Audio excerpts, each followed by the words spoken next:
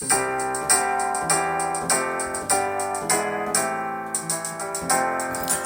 to Beyond the Barclay, the Norwich City podcast. I'm Jez, and today we've got a special episode for you. We're bringing together fans from around the world to celebrate football clubs nicknamed the Canaries. We'll explore the history behind the name, dive into each club's unique culture, and hear how they celebrate the festive season. It's a one-of-a-kind celebration of football, tradition and community. So sit back, relax, and enjoy the show.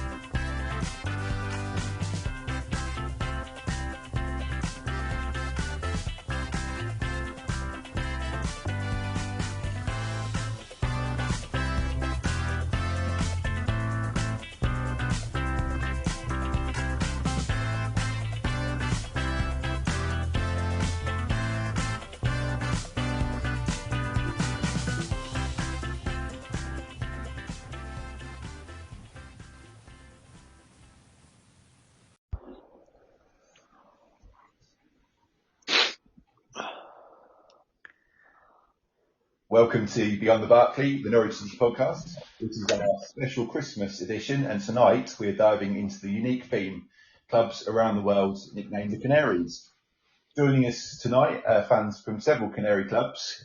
We've got fans from all around the world. So we'll start with the obvious one, which is Norwich City.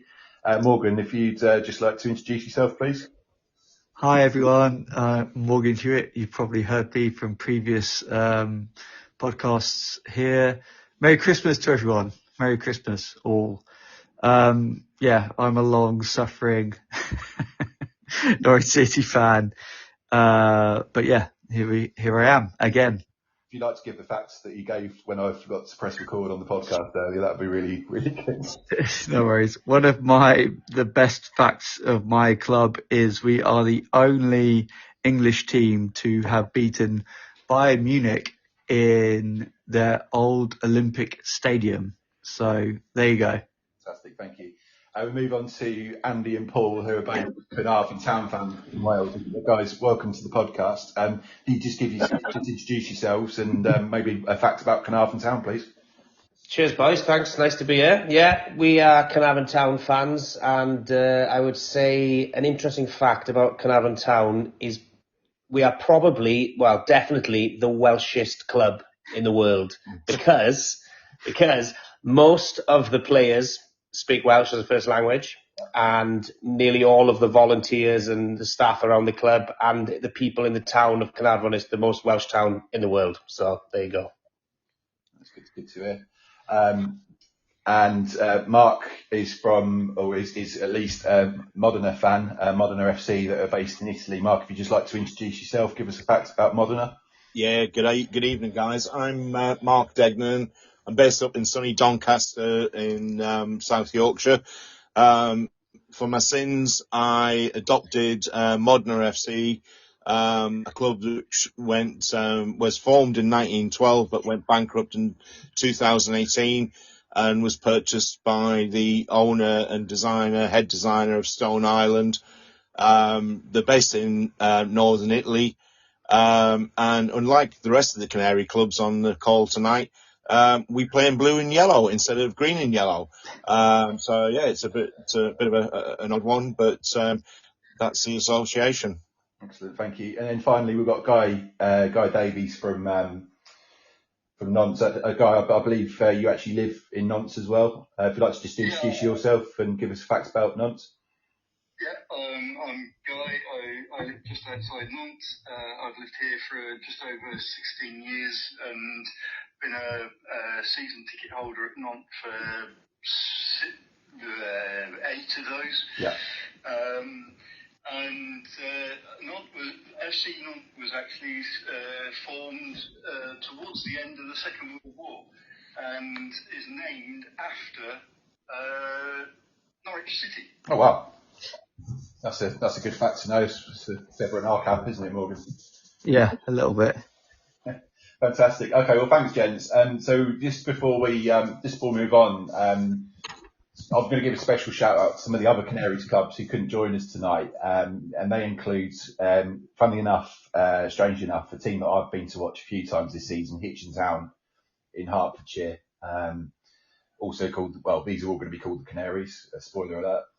We have FC Koper in Slovenia, Lillestrøm. If anyone wants to help me with my pronunciation of that, please do so. They're based in Norway. A team called Fenerbahce, which I'm sure we're all aware of, probably the biggest club out of all of us, I would say. But still couldn't find a fan that would want to come on. And Bodsev Plovdiv, which is my personal favourite in terms of their name, based in Bulgaria. So, I think, Andy, I'd sort of chuck it across to you. You took, when you came on, we were just discussing at the start, you weren't aware that there was all these clubs that were named the Canaries. No, I mean, I had no idea. I'd heard of Norwich, but obviously they're, high profile club. But yeah, I had no idea there'd be so many, and there's a few that you named there. I mean, some of them we hadn't even heard of, but, Fenerbahce, I had no idea. And it's interesting that Modena don't even play in any yellow, so I don't know how they got that name. Maybe we'll get to that. Yeah, Norwich didn't play in any yellow originally. No, very true. So, as I say, we'll certainly be some questions that we'll deep dive into that a little bit later on. So, on that note, if any of the fans listening from those clubs that I did mention would, it'd be great to perhaps get them on in the future, and we'll have another link up later on in the season. But for tonight, we're going to explore what makes each of your clubs unique, why they're nicknamed the Canaries, and we're going to finish with some festive cheer, as this is the Christmas special, and talk about some of the traditions from the countries where you support your teams, and then maybe look at how we can link up in 2025. So, question one, I'm going to sort of follow the same format in terms of who answers first as we did previously. So, we'll start with Morgan for question one. What inspired your club to adopt the nickname the Canaries? It's a good question, Jez. Well, for those who I think this follows, like, if you're into history, which I am, my club, the Canaries. So I think it was something to do with the Canaries back in the early 19th century, or 20th century, sorry. So 20th century, 1900s. Norwich was a fairly affluent city town, and some of the hoi polloi had canaries as pets. Yeah. And the owner of Norwich City FC, as we now know, was a big prominent in terms of having canaries as pets, and so he led that down into the football club that we now love. Me and Jez love. So yeah, so that's my understanding. Yeah, I think that's a fair assessment. I think, as you said a couple of minutes ago, we never used to play in yellow and green, and that was adopted shortly after. So no, I think that's a fair shout. So same question to you, Andy. Well, we did a little bit of digging here for this to try and find an amazing story like that, but we struggled, to be honest here. It's not as interesting. No, I think, I mean, obviously it's the colour. I think that's where the nickname has come from. But Paul, maybe you've got a bit of info on this about when, because they changed to start playing in yellow in the 80s, was it? Yeah, the Caernarfon has had many teams through the years, and I think they've played in many colours, but in the 80s, I think it was 85, I was told, they did kind of a rebrand and brought a yellow and green kit in. Right. And then stuck a canary badge on it. But interestingly, on the old programmes back in those days, there was a little canary on, that triangular badge, and they actually brought out a retro style shirt recently, which we all bought and have been wearing, and we just have people come up to us and say, "Oh, what year is that Norwich shirt from?" So it was rebranded, and we've played in yellow and green since then. There was a canary on the badge and the castle at the top. So Caernarfon is predominantly known for a massive castle. You've got one of the I think, isn't it the most number of portcullises in any castle? Could be. Yeah, it's a big old thing. Fair enough. Okay, so just chucking that question across to Mark then. Mark, the stage is yours. Yeah. So basically, the club was, excuse me, the club was formed in around 1912. Two clubs came together, and as I mentioned earlier, the club actually went bankrupt in 2017, 2018. Yeah. But when they first formed in 1912, they adopted the colours blue and yellow and adopted the nickname of the Canaries. Wasn't on any of the crests or any of the logo or anything else. But when the club reformed in 2018, they had to rebrand. The full name of the club is Modena FC 2018, I believe. So basically, they rebranded, and when they rebranded in 2018, they took the nickname. They followed on from the original nickname of the Canaries because of the blue and yellow, and the new club crest and the new club badges are all a very predominant yellow canary on the front of it. But I believe it was because of the blue and yellow when the two clubs formed in 1912. But yeah, the Canaries only come to the forefront in the logo and the badges and the crest since 2018. Okay, that's interesting. I mean, that's one of the things that when I was doing my research, I did like your logo, to be fair. So that's it's you can tell it's probably quite modern. So that's really good.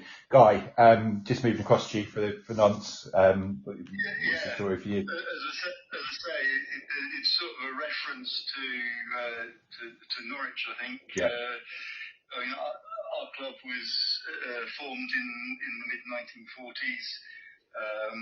Just coming up to 80, or just had our 80th anniversary this year. Yeah. And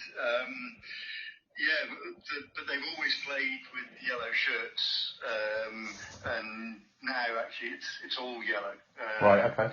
The kit.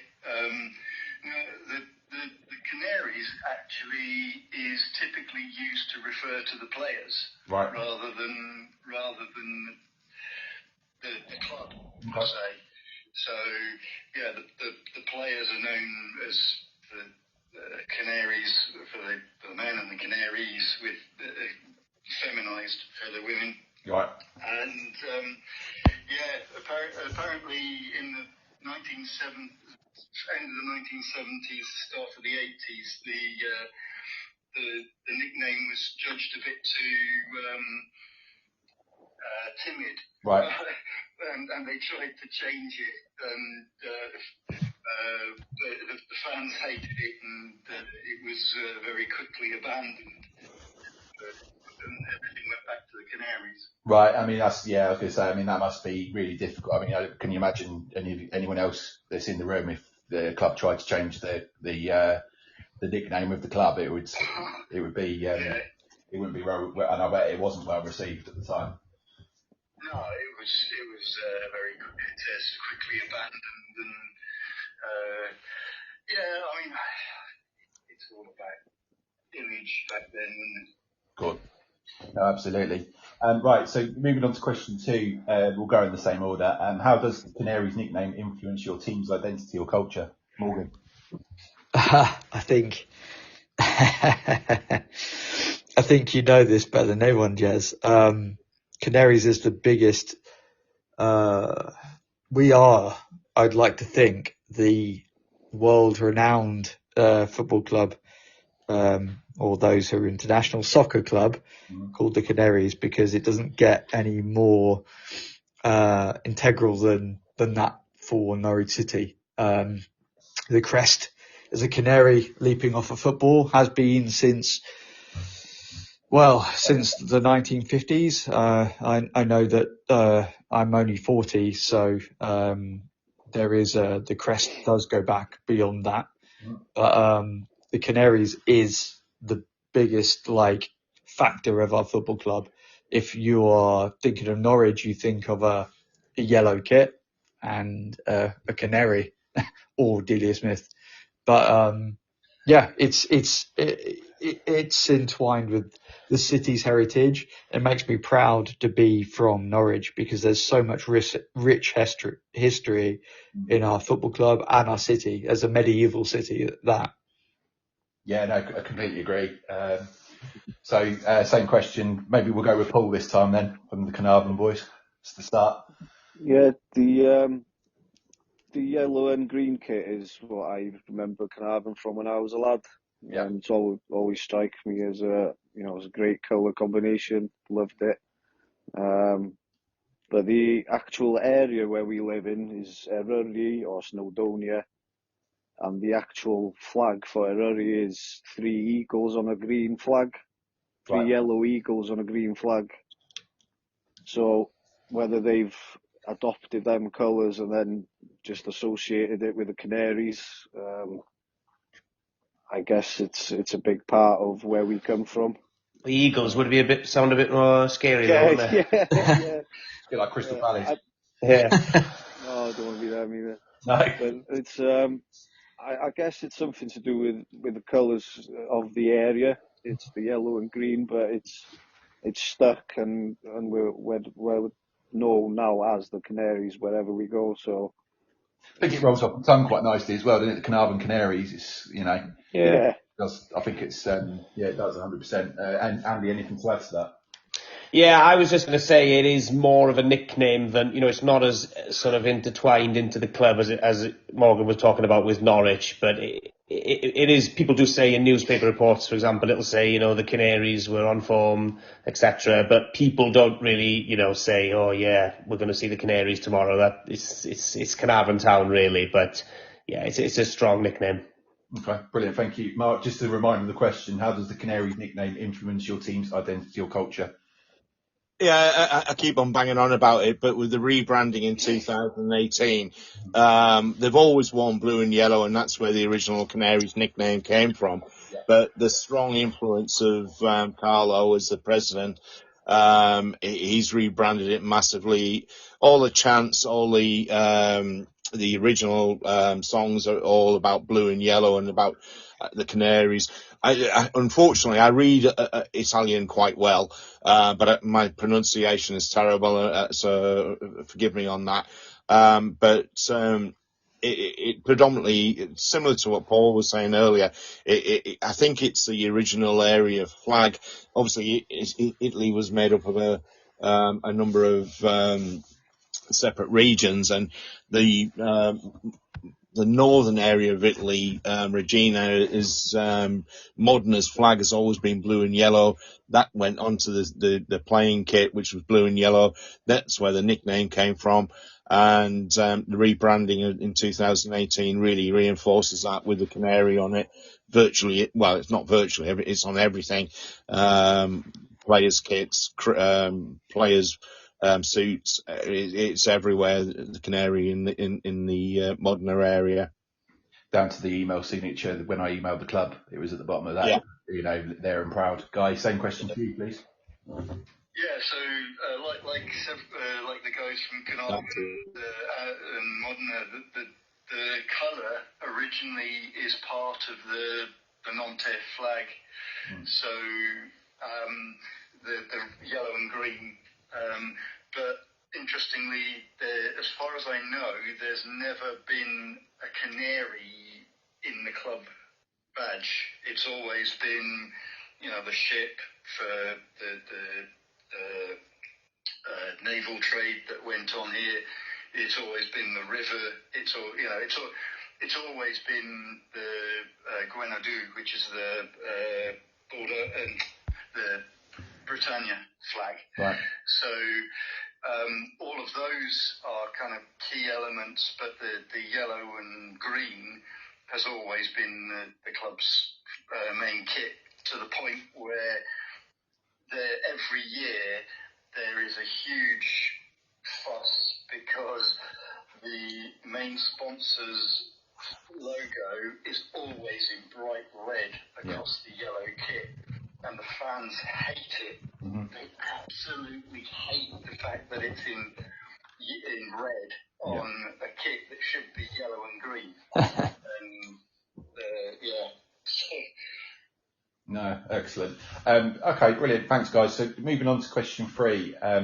Again, we'll go with Morgan first. What makes your club's culture unique in your country? Morgan, when you answer this, we would just want to sort of discuss rivalries, the community, or any distinctive traditions. I think it's a really good question, because Norwich is the biggest club in the area up until Leicester. And I don't include Ipswich in this for a reason, because I genuinely believe Norwich is a bigger and better club. Ipswich find themselves in an intriguing position in the Premier League at the moment, but as we all know, that is a task that is challenging. Norwich is, to me, a very special place in my heart because it is not just a football club, but it's also an institution and a city that is really intriguing. It's got a lot of amazing history, a lot of intriguing culture, a lot of, and I mean culture when I say like food, drink, but also arts and it's just a really unique place. It's a beautiful city as well. So for me, the club stretches beyond just football. It imbues itself within the culture of the city. And when Norwich do well, the city is a thriving place. We all feel united. We all feel as one. It's an amazing place to exist. Just ask Paul Lambert and Daniel Farke. But that for me represents the side of, I think that it's so easy to support like a London club or a club like Newcastle or, you know, northeast of the country or whatever. But Norwich is a unique place in that it's in so much that it is out of the way. It does suffer from that, but equally it's also a massive strength. Yeah, absolutely. Good. Really well put that, Morgan. Andy, same question to you guys. Well, Welsh football, domestic Welsh football is unique because we are competing against some of the biggest clubs in the world, not too far away. So in terms of for supporters, but within Wales, Caernarfon, I think, is unique because you've got a lot of people who genuinely support Caernarfon as their main team, whereas you have got a lot of people who support Liverpool or Man U or Everton or whoever. But you've got a real passionate supporters, same as Morgan was saying in Norwich, you know, around the town when they're doing well. It's what people are talking about in the shops and the pubs, and it's great. And we're only a small town, there's about 10,000 people, so it's really quite small. But in Wales, you've got some clubs that are not particularly well supported, so you can guarantee that doesn't happen. So it really is a massive part of the town in that sense. So that's what makes it unique in the Cymru Premier. Can I ask you a quick question? What is the whole Wrexham thing? How has that impacted your club? Well, I mean, Wrexham have always been a big club, haven't they? But in terms of support, maybe Paul would know a bit more about this, but there's probably more buses leaving Caernarfon on a Saturday now than used to going towards Wrexham, which might affect the amount of people that be turning up to the Oval, yeah. It's an interesting point that you raised about Caernarfon, because obviously you have in Wales, Swansea and Cardiff, but like for us naive English people, we don't see beyond that. But obviously now you have Wrexham FC, which are riding through the league because of I mean you've got Swansea, Cardiff, Newport, Wrexham and Merthyr Tydfil all playing in the English system. And Colwyn Bay used to, but they recently came back and they're in the second tier of Welsh football now in the Cymru North. Mm-hmm. But it's an interesting one because you've got, obviously on a Saturday afternoon, so many people will choose to watch Liverpool or Man U on the telly instead of going down to watch their local team. Mm. Yeah, which do you see a big spike in the international weekends? Well, they're trying to do more Friday night fixtures, which we get much better attendances on a Friday night than on a Saturday afternoon, funnily. And annoyingly as well sometimes, but that's the way they're trying to go. It's what they've done in the Republic of Ireland a few years ago, and it seemed to work over there, because they have a similar issue where they've got a lot of people following big English clubs, but they're trying to get people to support their domestic clubs as well, you know. Interesting. Okay, Mark, same question to you then. I'm sat here smiling because there's a lot of similarities here. So the biggest club close to Modena is Bologna. Bologna is about roughly half an hour by train from Modena, and somebody to the guys were saying they're from Caernarfon. There's a lot of people on the trains going the opposite way. When we're going one way to Modena, they're going to Bologna. But also what they've done is, because it's Serie B, they've changed the fixtures to maybe a Sunday evening or Sunday early afternoon. 4:15 seems to be a particular favourite kick-off time. There's a lot of similarities there, because what I would say about Modena is that they are I think earlier on in the conversation, one of the guys was saying that the Caernarfon was the most Welsh team. When you look at Modena, they've only got 4 international players or non-Italian players playing within the club. The rest of the club and the atmosphere that the owner of the club and the president of the club try to instill is of a family, very much a community type club. There's the transport links in Italy are fantastic. So if somebody from Modena wanted to go and see Milan play or whoever play, it would be very, very easy. And obviously Sky and the TV is very much the same as it is over here. So you're going to get prime time Serie A fixtures, Lazio, Roma, etc. being broadcast everywhere. It's I say I'm sat here smiling. There's a lot of similarities between the clubs. Yeah, no, fantastic. Guy, same question for you. Yeah, so I mean, in our area, by far the biggest competitive team, I guess, with Nantes is Rennes, and that's an enormous sort of quite not brutal, but quite aggressive competition at times. Yeah. We just had the derby a couple of weeks ago, and it was tough. But yeah, I mean, Nantes, historically Nantes have been the stronger club, but more recently, Rennes have got a bit more money. They've got a better model at the moment, I think. Yeah. So it's been tough. Interestingly, the schedules that people have been talking about for football, like as with the Premier League, Ligue 1 is basically TV driven. Right. So the times are very predictable. There'll be one match Friday night, 2 matches on Saturday, and the rest will be on Sunday afternoon. Okay. Interesting. Yeah, that seems to be the case with a lot of the particularly in England, we seem to have games Friday, Saturday, Sunday, and Monday now. Germany's exactly the same. Which I know I've got a few friends that support Dortmund, and they're up in arms when they've got a Monday night game. So it's it's always difficult. Moving on then, guys. So to question 4, and I want to try and extend this question as well a little bit. So how does your club celebrate Christmas with the fans? But I also want to hear a little bit about how Christmas is celebrated in your countries as well. So again, start with Morgan.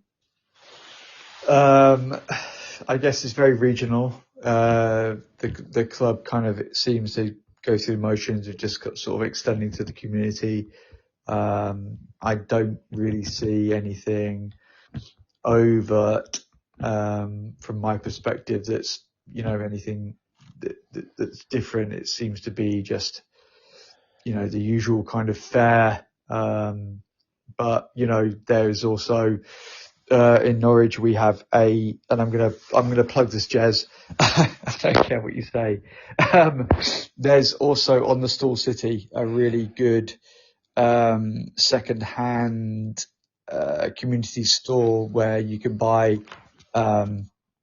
kit and reach out to other members of the Norwich City fan club that are based in the Forum in Norwich now.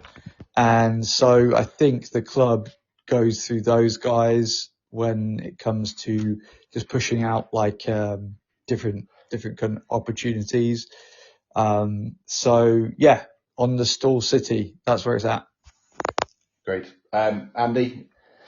Yeah, I mean, Christmas, sounds pretty similar. But in terms of the football, some of the biggest games are on Boxing Day. Right. So they always, I don't know if every league does this or they do it just in Wales, but they try and schedule nice rivalries or derbies on Boxing Day. So the biggest rivals would be Bangor City, but they are squandering down in the league below at the moment. So we're going to be playing the new Saints of European fame. So they're going to come back down from the Europa League with a bang, hopefully, on Boxing Day. It's Bangor's our closest rivals. They play in blue and white, just like Ipswich do for Norwich. There we go. But sometimes club doesn't do much at Christmas time. It's not something we do as a club, but we do tend to try and do some food banks and whatever for the local community around Christmas time.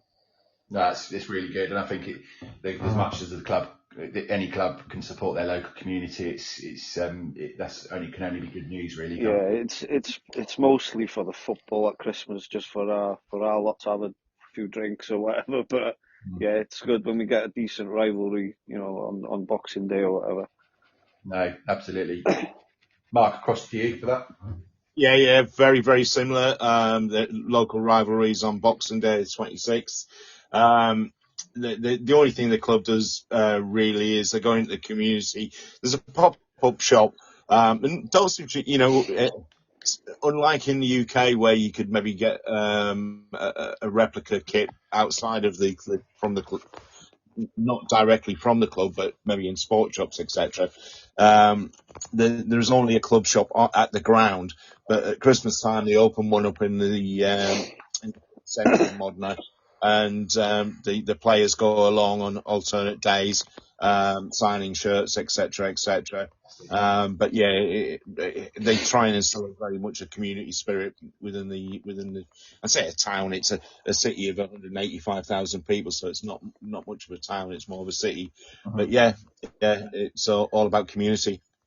Fantastic. Guy? Yeah, I mean, interestingly, there's virtually no tradition of playing football over Christmas. There's the sort of winter break, and so there's now no football in Ligue 1 until the second week of January. Okay. So in terms of playing and watching football, there's nothing here, which is a shame. Having come from the UK, I kind of wondered what was going to happen over Christmas, and the answer is kind of everyone goes home and does what they should be doing with their families. Is it an extended sort of period of break in France? Is it? Yeah, exactly. Yeah, there's nothing at all. Right. The only time that changed was actually last year with the Winter World Cup. Right. So obviously things got kind of squished either side of it to kind of catch up. Yeah, got you. Okay, that makes sense. Brilliant. Well, we're motoring on here, guys. We've still got probably 4 or 5 to go, so strap yourselves in.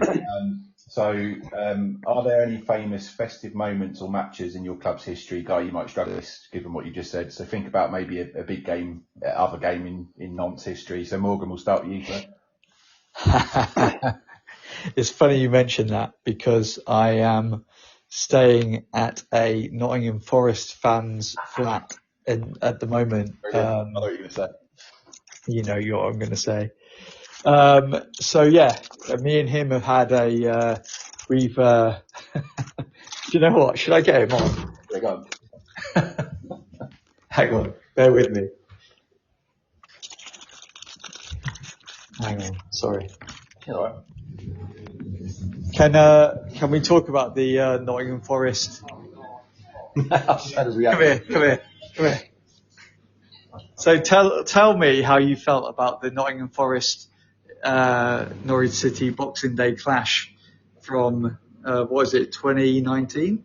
It was maybe a little bit before that, but it was around then. I remember watching it on TV Boxing Day, and it was such a silly game because it was one of those where we never expected we were going to do anything anyway, because it was one of those.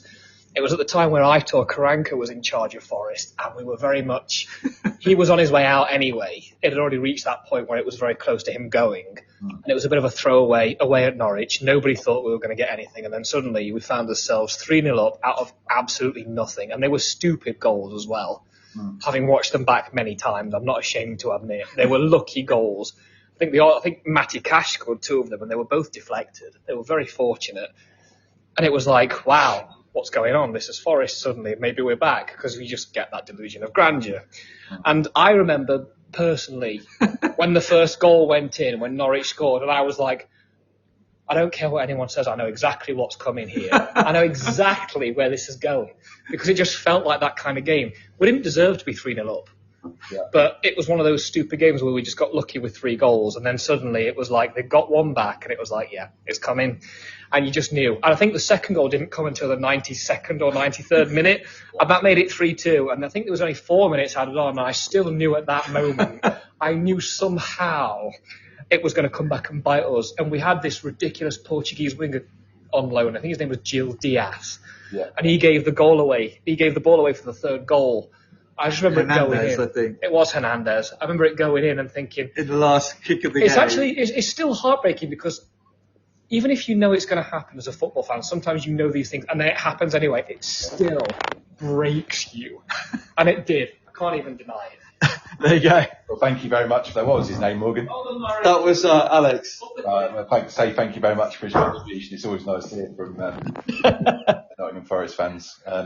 Andy, question for you then. Same question. Well, the biggest games that we've ever had recently were in the Europa Conference League. We beat Crusaders from Belfast, which earned us a tie against the mighty Legia Warsaw, which was huge. Don't talk about the 11-0 aggregate defeat, but it was a good laugh. But yeah, over Christmas it's always big derbies. But in terms of those are the biggest games, definitely. Yeah. Oh, nice. Yeah, excellent. Paul, anything from you there? Any memories? Well, I remember the FA Cup run in 86, 87, where we actually got through to the FA Cup proper third round. Right. So we went through all the qualifiers and then got Stockport, beat Stockport. Then we got on to York City, wasn't it? York City. York City, yeah, beat them.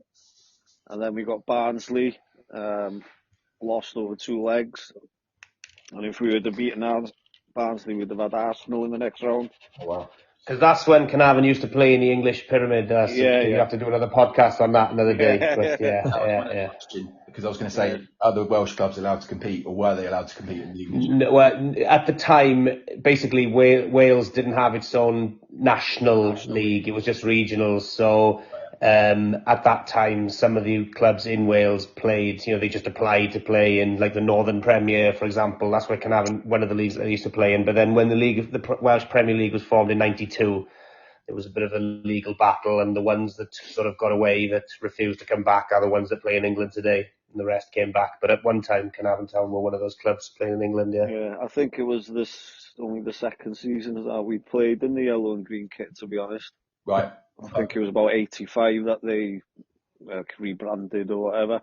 Mm-hmm. So I remember the yellow and green kit, standing out from then. We had great players back then as well, great crowds. So, it's a different league now. It's a different setup. And what's your average attendance these days? It can vary between 500 to 1,000, but we're only a town of 9,000, so Yeah, sometimes you get 10% of the town there. Or of course. That's fair enough. Mark, same question for you then. Any famous festive moments or any sort of big matches that you can remember? Sorry, Jez, was that for me? That's for you, Mark, yeah. Yeah, sorry, it went a bit Norman Collier there for a second. So I had to, well, firstly, I'm in touch with quite a few Italians and Italian fan groups in Modena. So I asked them that direct question. And there's a team about an hour away, Basilica, and again, forgive my pronunciation of that. But way back in the 80s, it was a 97th minute winner, 1-0 win against the local rivals, which they still reckon that, that's the memory that they would bring up. For me personally, we beat Regina at 1-0 last week. We were one of the games we went to see in Italy was we were quite shocked because again it's second division Serie B, but they've got VAR, and I know it's a nasty word, but the even sort of the lower leagues have all got VAR live in the grounds, which is quite surprising. Yeah, they played Regina last week and won 1-0. Regina scored first. The goal was disallowed. And apparently that was the first time we'd beaten them for a number of years. So yeah, there's a couple of memories there, Regina and Basilica. But the Basilica game, 97th minute winner was, I think it was 1988 or something like that, and still talking about it because of the local rivalries. Yeah. And just for obviously some of the other some of the audience, Regina, remind me, they were quite a big club in the 90s, weren't they? Yeah, absolutely. I always remember my first game of or first, should I say, football game on the Mega Drive at the Italian club, and it was the Regina. Obviously Juventus, AC Milan, into Milan, but yeah, I always remember Regina for some reason. It's Yeah, I'm maybe a bit older, Jez. I can remember seeing them in black and white in European football. There you go. There we are. Perfect side there. Guy, same question for you then. As I sort of alluded to earlier, you might struggle with the festive element of that. Yeah, nothing specifically festive, but from the last couple of, from the time I've been supporting, the biggest was really when a couple of seasons ago, Nantes were in the Europa League, Europa Cup. Yeah. And they got through to the barrage, so that the playoffs against Juventus, and we drew against Juventus away, and then they came taught us a lesson at home. But it was a replay of another European match from the European Cup, as was, where in the early 2000s, I think, because back then Nantes were one of the top teams in France. They won the league in a couple of years running. Yeah. And yeah, they were, I think it was a quarter-final from the European Cup. And that was, the stadium was absolutely rocking. Yeah. I've not seen it like that before or since. And that was a fantastic experience. That whole run actually was pretty good to watch, although we did suffer the consequences. No, fair enough. And sort of to dramatically change the subject, but Guy Davies isn't exactly a French name, so I'm sure everyone on this call would like to know how you've ended up in Nantes, I suppose, would be the question. Well, I had family who have lived in France before me, right. and we used to come over a lot and very much liked it. And basically unfortunate enough that I was able to ask my boss, can I move? Okay. And they permitted me to move within the company. So, Oh, fantastic. I know you fluent. Fluent is probably, I'm reasonably confident. See, you know, I'm going to share a secret here, which I used to work in France for about 6 months myself, and that's what I found. I found that I was able to read it, and when I was listening to someone speak French, I could understand what they were saying, but I couldn't necessarily respond. It's about the same in Wales, actually, to be honest. Yeah. Yeah. Everyone thinks we start talking Welsh when they walk in the pubs. Yeah. No, definitely. Okay, so moving on, I'm going to jump forward a couple here. So if you could give one Christmas gift, in inverted commas there, to your club, what would it be? So take that as you will, but we'll start with Morgan. Promotion, obviously. Yeah. I think that's as good an answer as any. How does that look for Norwich City this season? Not likely. You know the drill, bro. Promotion, but with staying power, I think. Yeah.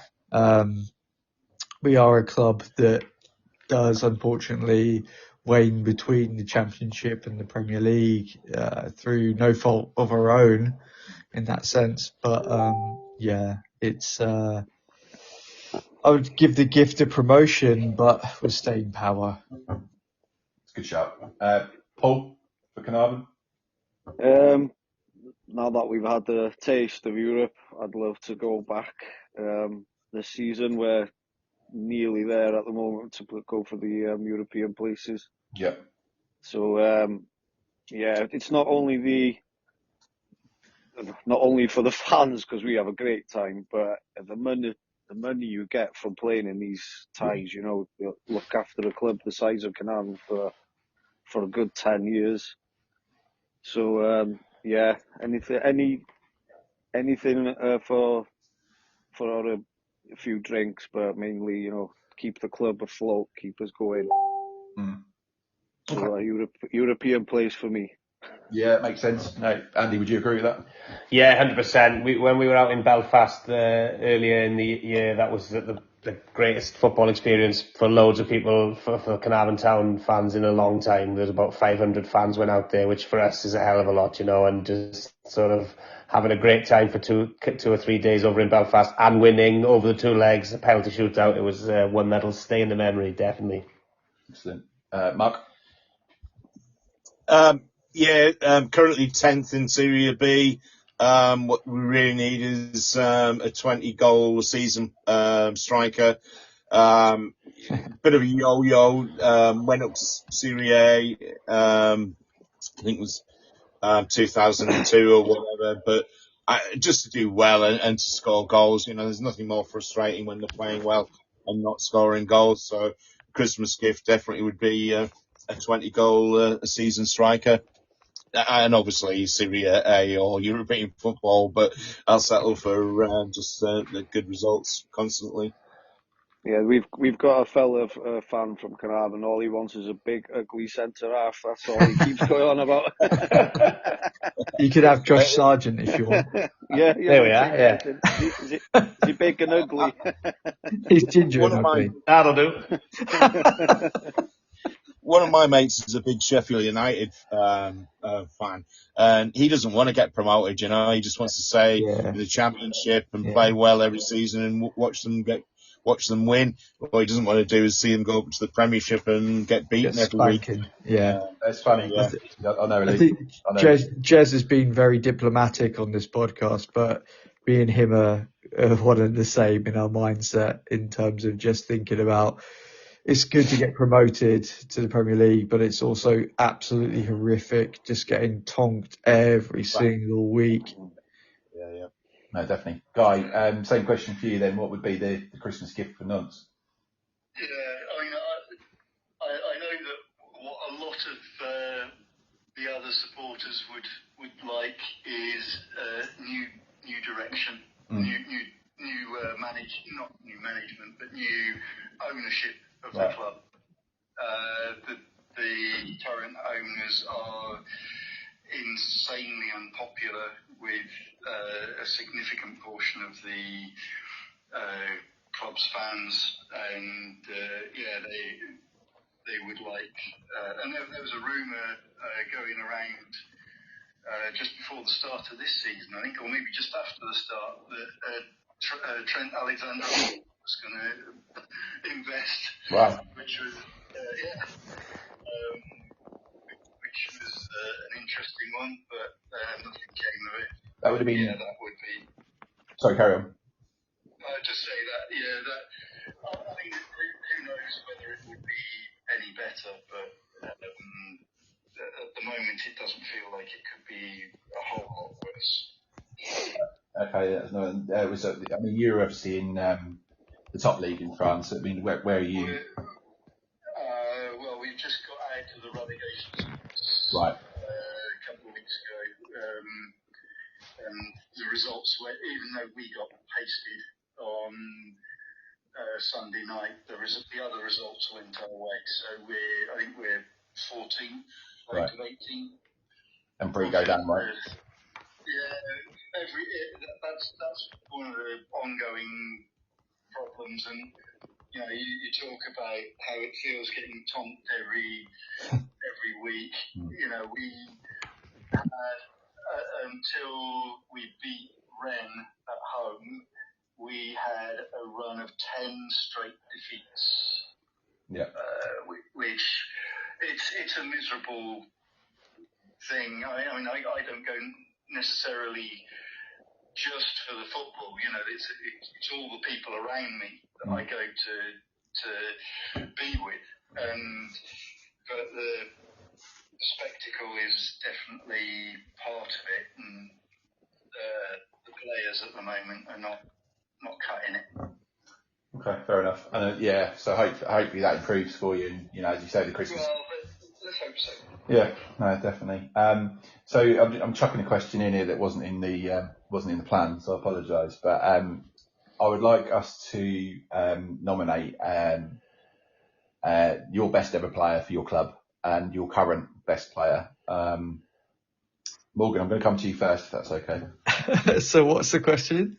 The question is, you're going to nominate your favourite ever player for Norwich. It could be any stage, and the current best player in the squad. You can have a couple if you want for your best. Oh, that's a hard one.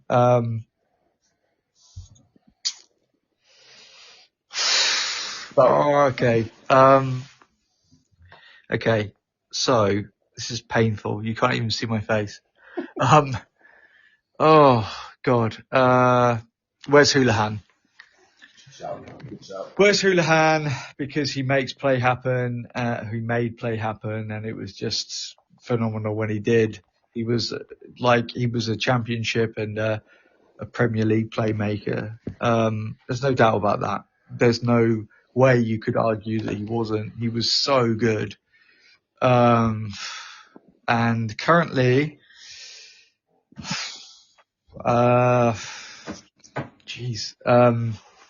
oh yeah, obviously.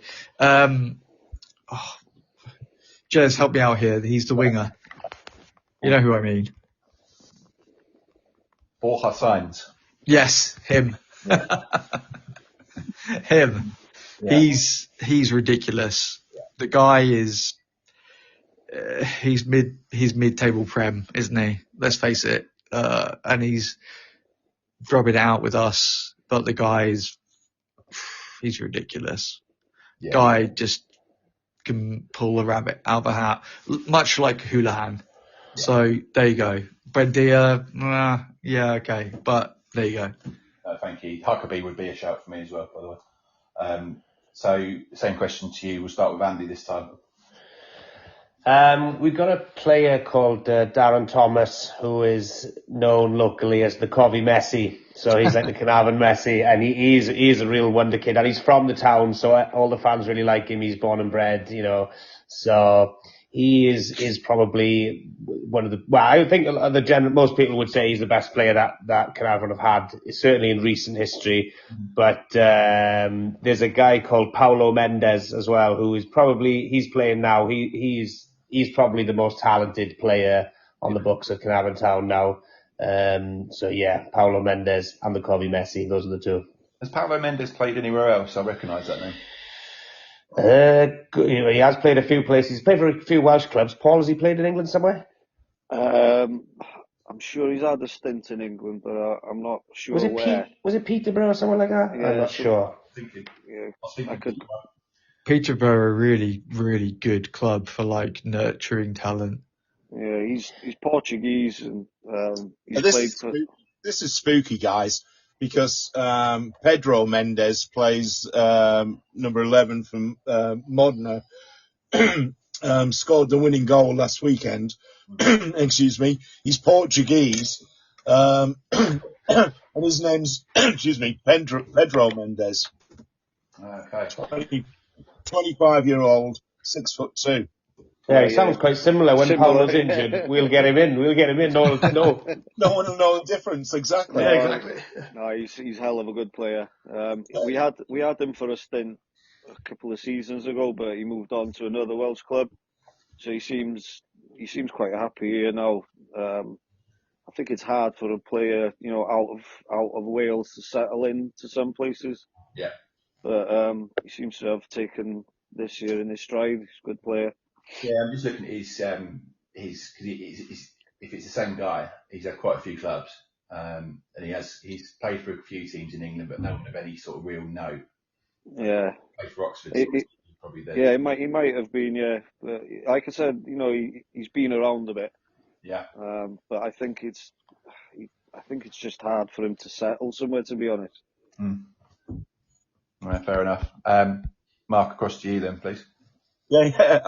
I was literally done some prep on it, and I was going to say about this Pedro Mendes. I guess Mendes is a Portuguese Smith, maybe I don't know, or a Jones. But yeah, 25-year-old Portuguese, under 23 international. He did score the only goal at the weekend. But yeah, bit of a talent there coming through the ranks. Yeah, it's just spooky, isn't it? The Canaries, colours, the crest, and everything else, and then Mendes is the star of the show. And how about sort of all time? If you could nominate someone of all time. I've got to be honest here, and in the sort of 5 years or so I've been following Modena, I'm going to say no. I don't feel qualified enough to come out with somebody on that. That's fair enough, and I think no problem at all. And then so just moving across the guy then, who's the best you've seen yourself? Yeah, and so in my era, so the last years or so, it's got to be Emiliano Sala. Right. Yeah. What happened to him was just catastrophic. Yeah. Was he the guy that was going to sign for Cardiff? Was it? Yeah, that's right. Yeah. Yeah, and I mean, it devastated the club. What happened to him, but not wanting to end on such a bit of a downer, we've actually got quite some reasonably promising folks. One that's maybe some of the Andy and Paul will recognise is Sorba Thomas. Okay. Yeah. I would put him in the promising bucket. He's not yet hit his full stride and not necessarily been given the opportunities. All I can say is he's a frustrating player to watch. That's pretty much it. And we've got Johan Le Pennant, who's a fantastic new talent in France. Yeah.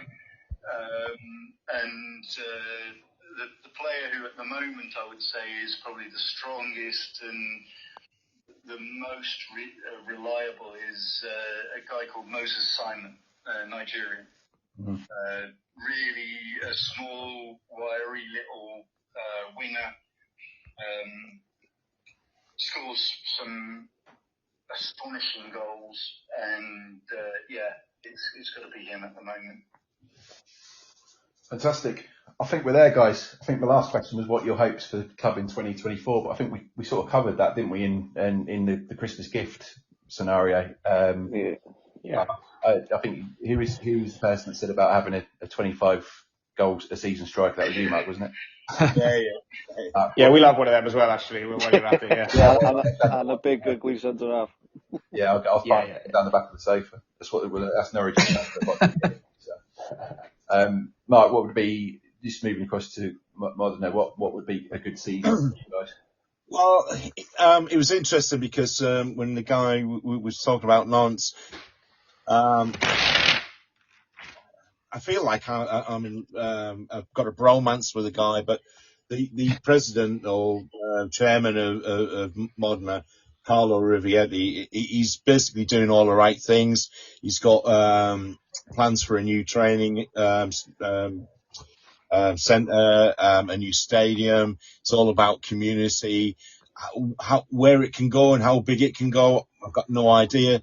Obviously, with his links and what he's done in business, potentially, he's got the right marketing behind it to get the club up into Serie A and et cetera, But you got to remember, it's only like, at the moment, it's a 21,000 seat stadium.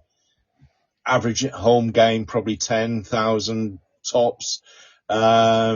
It's how far the club can grow. Certainly his expectations and his ambitions are fantastic.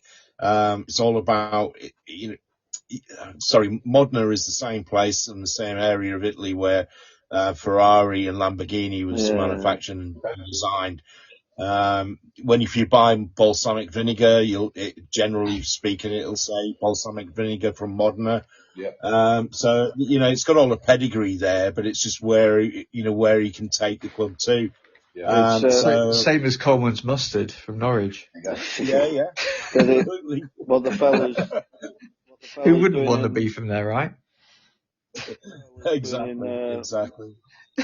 Sounds like what happened to Caernarfon, really, because in late 2000s we nearly went under. And it's a far known club now, and they've done a lot of work to try and get into our Welsh history and everything that happened around the area, because it was because we were playing in the English league system, the pyramids. It was a lot of anglicised, so we've sort of started again, and then we've just gone back to our Welsh roots and all that, and it really has got the community behind the club. But so it sounds about like he's trying to do the similar kind of thing. It's just how far you can take it. As I say, the bright lights and big city of Bologna, you got Parma not too far away, etc. For me, Serie A would be great, but top of Serie B, competing, maybe getting into Europa League would be absolutely fantastic. But yeah, I think, and forgive me if I'm wrong, Jez, you and me probably want the same thing, but like, I view Norwich, the Canaries, as a disruptor in the Premier League and always have been. I mean, it's funny, I had a conversation with my Nottingham Forest supporting fan earlier about how we almost won the inaugural Premier League in 1993. But like, we are a weird club where we don't really belong in the Championship, but neither do we belong in the Premier League. And I'd like to see Norwich in the Premier League as being an annoying little disruptor club that do beat Man City, which we did recently, and can go toe to toe with Crystal Palace and Fulham and Brentford. It's I think like we get quite a lot of stick for being that yo-yo club, but ultimately, like you guys have said, we are a community-run club. We have our heart. We wear our heart on our sleeve. We're like you say it's weird, but like a punk rock. We're like a punk rock, like a cult club that people love because we're small, but we're not small. Does that make sense? Yeah. So I always remember Norwich because of that kit in the 90s. Do you remember that? Bird poo. Well, yeah. Yeah. That's right. The clean version of Morgan, I think I've heard other words, so label against that. But guys, so finally from you, what's Nantes' ambitions for the rest of the season? It's pretty obvious. I think this season, if we keep comfortably away from the relegation zone, is probably my ambition.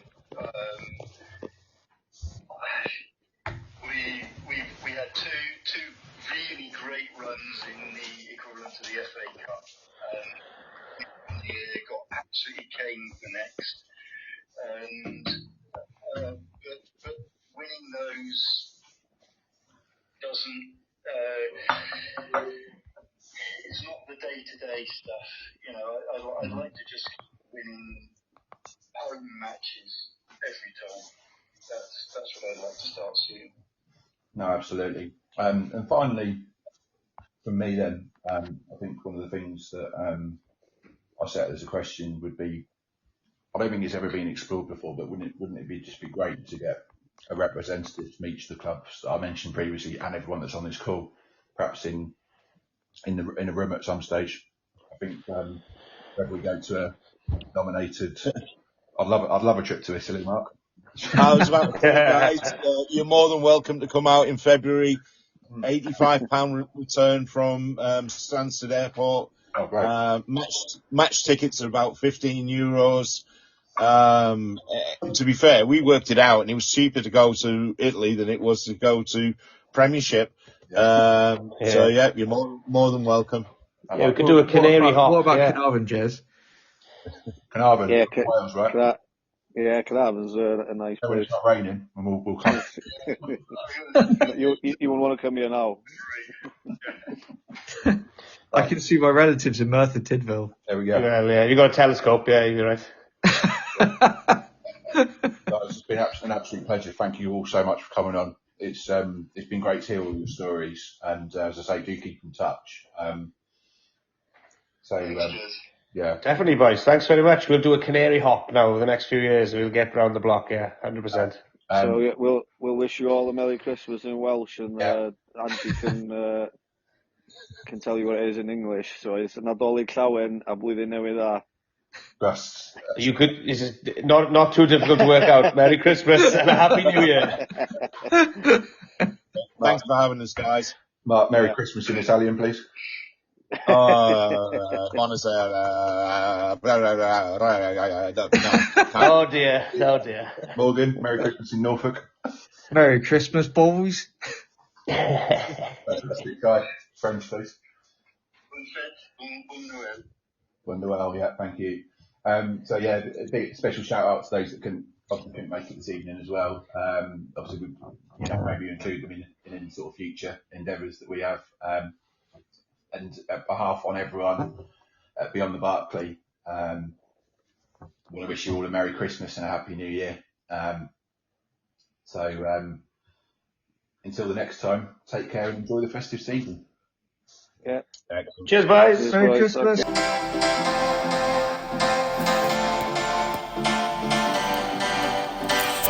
Thanks for joining us for this special episode of Beyond the Barclay.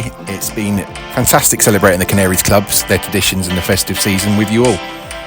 Looking ahead to 2025, we've got some exciting plans. Expect more fan interviews, deeper dives into club culture, and hopefully some chats with former players and celebrity fans too. And of course, we're working on the idea of the Canaries link-up, bringing fans and clubs together for something truly unforgettable. From everyone here on the podcast, we wish you all a very Merry Christmas and a Happy New Year. Take care, enjoy the holidays, and we'll see you next time.